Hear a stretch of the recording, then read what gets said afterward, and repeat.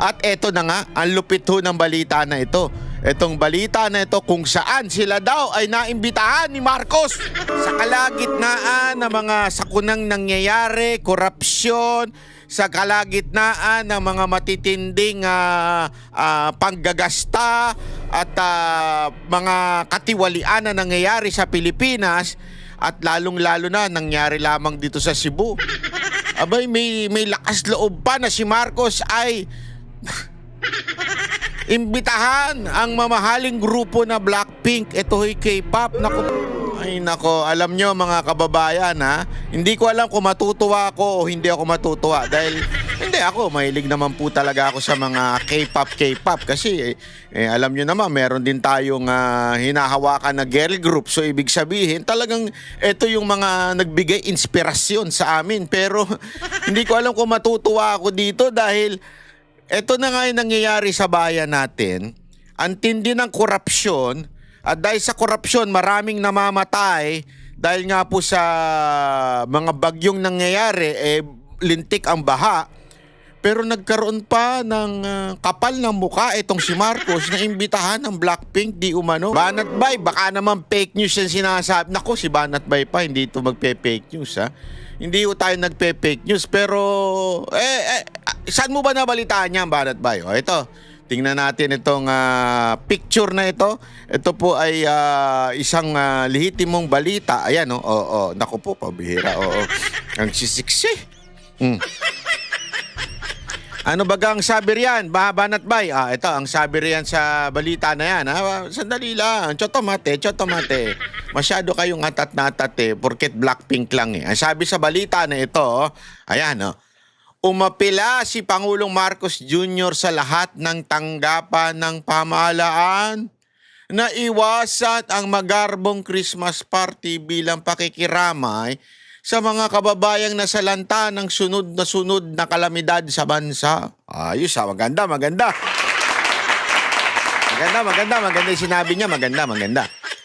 Ayon kay Palace Press Officer, Attorney Claire Castro, layunin ng panawagan ng Pangulo na ipakita ang malasakit at pakikiisa ng administrasyon sa mga Pilipinong patuloy na bumabangon mula sa pinsalang dulot ng mga bagyo at lindol. Wow. Okay. So, sabi ni Marcos, wag daw tayo magkakaroon ng mga garbong party, wag tayo magkakaroon ng mga garbong pagdidiwa ngayong Pasko. Maganda, di ba? Ngunit, patay tayo pag may mga ganyan salita, yung ngunit, pumupunit sa gitna ng panawagang ito para sa simpleng Pasko, may pasabog. Sino? Naku po, may pasabog. Sino? Si Cavite 4th District Representative Kiko Barsaga. Naku po, patay kayo. Ano yung pasabog niya? Matapos ibahagi ang impormasyong imbitado umano ang K-pop group na Blackpink sa Christmas party ng Malacanang. Hindi nyo ba inimbitahan nito si Kiko? Hindi, baka kasi mamaya hindi lang imbitado si Kiko, kaya Kiko Barsaga, kaya inilabas niya ito. Hindi. Biro lang. Kiko, I love you so much. Laban lang, tuloy lang ang laban. Hindi, sabi ni Kiko Barsaga, inimbitahan daw umano ang K-pop group na Blackpink sa Christmas party ng Malacanang. Naku po.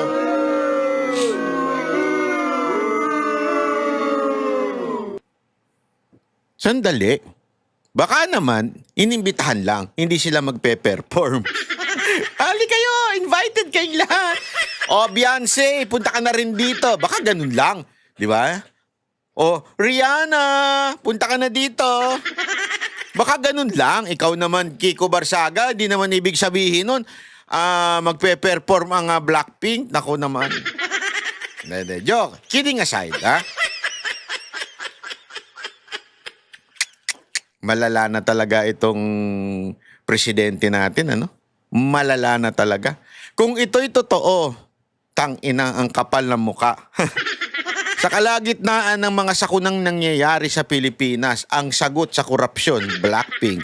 Di ba? Iba yan. Iba naman yung kanta na yan, ikaw naman, Sa kanyang Facebook post nitong Miyerkules, Nobyembre 5, binira ni Barsaga ang umano hindi tugmang sitwasyon.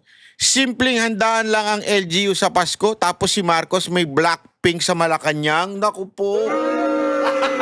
Gago! Dagdag pa niya, wala na talagang pag-asa ang Pilipinas. Naku po, patay tayo dyan. Ito Kasi baka sabihin ng iba, hindi naman yan sure baka ano lang yan, kwento-kwento lang yan. Ito kasi matindi dito Dagdag pa niya. Ayon sa mga ulat, nakatakdang bumalik ng Pilipinas ang Blackpink. Uy, talaga palang pupunta ng Pilipinas. Sa Nobyembre 22 to 23, that's a fact. Para sa kanilang Deadline World Tour. Dahilan para lalo pang umigting ang epokulasyon. Anong espekulasyon? Habang nanawagan si Pangulong Marcos ng simpleng pagdiriwang, marami nagtatanong kung magiging simple rin ba ang Christmas party na Malacanang kung may Blackpink sa lineup.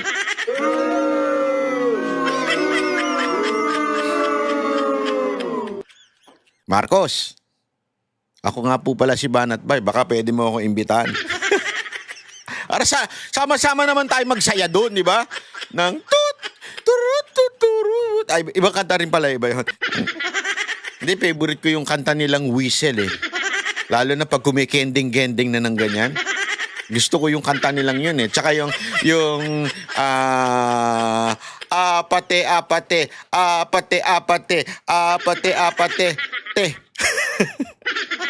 Gusto ko yun Gusto ko yun. Siyempre, mapapa-apate-apate na si Marcos doon, di ba? Lalo na yung asawa niya. Naku, gumaganong-ganon pa man din. Apate. Naku po, padbira buhay Ikaw naman, Kiko Barsaga, binuking mo naman. Baka mamaya, hindi na nila ituloy yan dahil binuking mo. Siyempre, sasabihin nila, naku, patay kang bata ka, nabuking. Mukhang nabuking tayo dito. Huwag na natin ituloy para maging fake news si Kiko Barsaga. Di ba? Baka ganun Baka ganun ang gawin nila para masira si Kiko Barsaga, huwag natin ituloy para lumalabas, nagpapakalat siya ng fake news. Ayun. Hindi kaya ganun ang gawin ni Marcos? O gawin nung kanyang asawa? Hindi, kasi alam nyo mga kababayan, ito ay hindi naman po ito kaila na etong pamilya Marcos mahilig magparty. Literally and figurative. Pero ingatan nyo kay Sandro ito Si Sandro pa naman yung mga, di ba, ang mga napabalitang babae ni Sandro o yung girlfriend ni Sandro mahilig siya sa mga magaganda. Sa bagay, anak ka ba naman ng presidente kahit pangit ka? Sigurado kung makakakuha ka ng magandang babae, di ba? Na magmamahal sa'yo. Kayo naman, masyado namang... Hindi, wag nyo naman inuhusgahan si Sandro porket gano'n ang itsura niya. Wag naman gano'n. Wag nyo naman inuhusgahan yung tao. Hindi, siguro kung ako anak ng presidente din, sigurado maraming mai-inlove sa akin, di ba? Kung ako'y anak ng presidente, paano pa kaya? O si Sandro, matikas, payatot, dilatang mata, di ba? Yan pa naman ang gusto ng mga ngayon yung mga dilatang mata. Hoy, wala akong ibig sabihin ng dilat na mata. Kasi uso yan sa Japan pagka, di ba yung mga Japanese, pag mas dilat ang mata, mas gusto nila. Kasi nga, puro sila singkit Ang ginagawa nila, tinatanggal-tanggal nila yung mga gayang-gayaan nila para dumilat yung mata nila. Si Sadr pa naman dilat na dilat ang mata niyan. Ganyan na ganyan yun, O, di ba? O, syempre, magugustuhan yan ng mga, ng mga Koreano, di ba? Malalaman natin. Kasi sigurado ako, mahirap din cancelin kung sakasakaling totoo yung sinasabi ni Barsaga. Kung sakasakaling totoo ang sinasabi ni Kiko Barsaga na ito po ay inimbitado sa Pasko o sa Christmas party, sa malamang nakapirma na ng kontrata yan, meron ng down payment yan, hindi naman papayag na, malaki pa naman ang management nitong Blackpink, hindi porket presidente ng Pilipinas na nag-imbita sa kanila, ay papayag yan na walang kontrata. Sigurado ako, naririnig na ng tindi ng korupsyon. Sabi nila, okay to. Malamang sinabi siguro ng management. Kung totoo ito, kung totoo. Malamang sinabi ng management, okay to, corrupt dito. Sigurado maraming pera dito. So, pabayad tayo ng malaki dito, kayang-kaya nila billion dito. Kung sakaling totoo ito, magkano kaya ang binayad ng palasyo? Pagkano kaya binayad ni Marcos sa Blackpink? Sa tingin ko naman, maganda ito. Ito yung angle ng mga loyalista, sigurado ako. Maganda ito. Ito yung magbibigay ng magandang ekonomiya sa Pilipinas. Dahil dito makikilala ang Pilipinas dahil inimbitahan ng presidente ng Pilipinas ang Blackpink. Yan. Sigurado ako, yan ang magiging twist ng mga, alam mo na, yung mga bayaran nilang vlogger, yung tigti 10,000. Uy, by the way, highway merong lumabas ngayon na hindi ko na lang sasabihin hindi ko ayoko na lang pag-usapan kasi alam mo itong mga itong mga loyalista na ito yung mga bayaran sa kanila, yung mga pangit na bayaran. Topic kasi nila lagi Banateros. Hindi ko alam bakit topic nila Banateros. Weird. Nawi-weirdoan ako Kung yung Luka-Luka sa Amerika, ang puro topic niya, sila Joey, sila Trixie, di ba? Yung magkakaano sila. Magkakaaway sila. Di ko alam kung bakit yun. Pero itong mga loyalista, itong mga tanso, ang lagi nilang topic Banateros. Hindi ko talaga alam kung bakit. Ano ba? Tinik ba talaga kami sa inyo?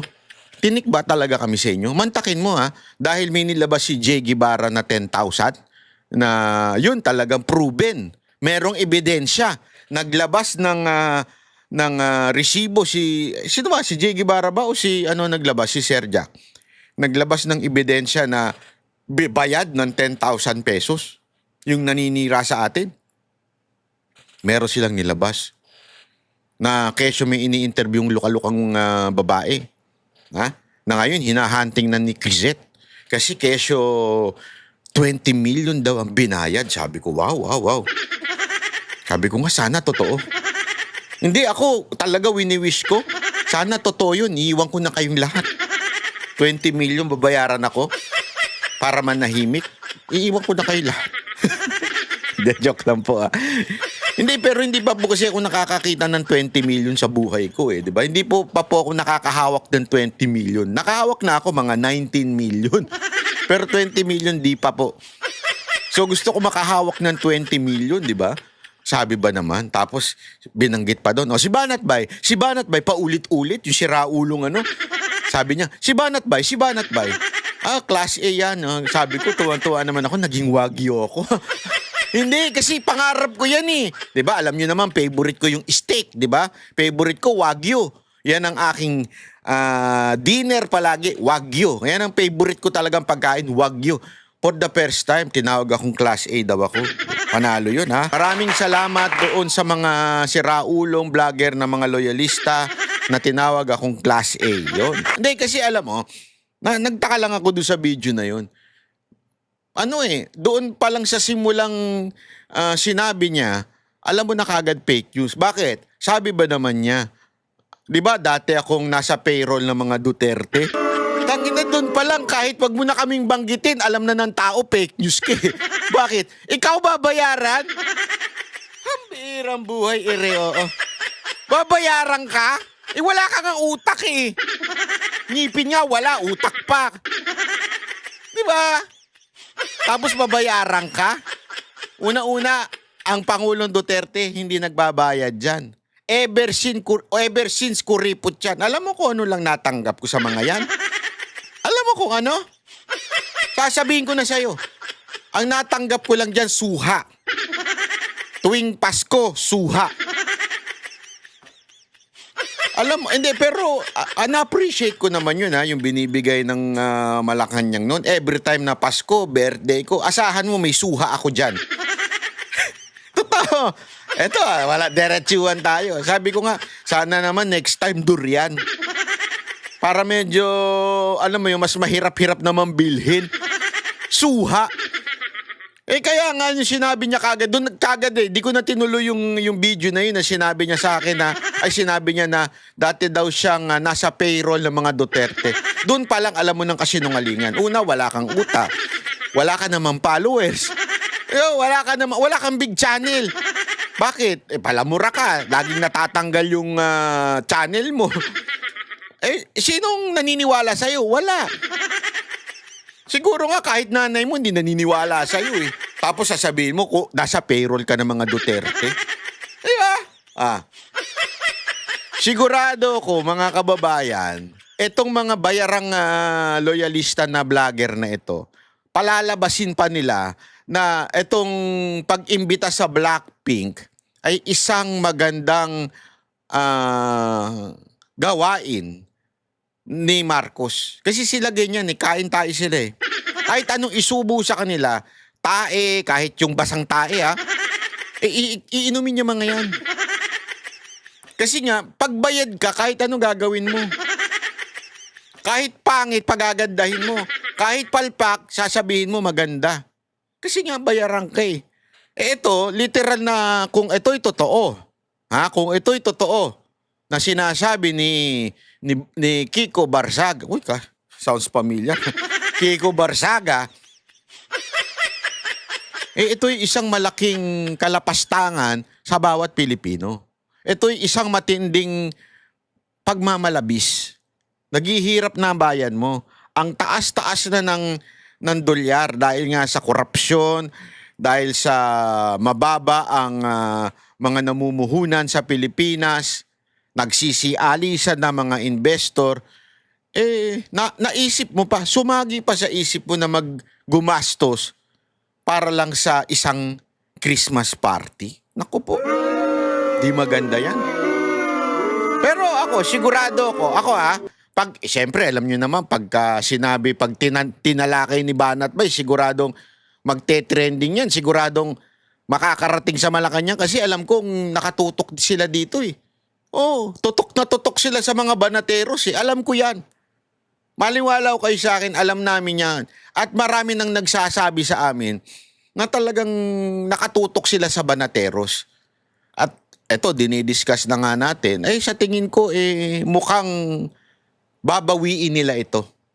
Kung totoo man ito sigurado kung babawiin nila ito dahil alam nilang yari sila sa taong bayan. Kaya lang, ewan ko lang kung mababawi pa ba yung kontrata o pag kinancel nila, fully paid na. Hindi natin alam. Pero tingnan natin. Basta ang alam natin, ito ang sinabi ni Kiko Barsaga. Tingnan natin kung mangyayari ba o hindi. Diba? Tingnan natin.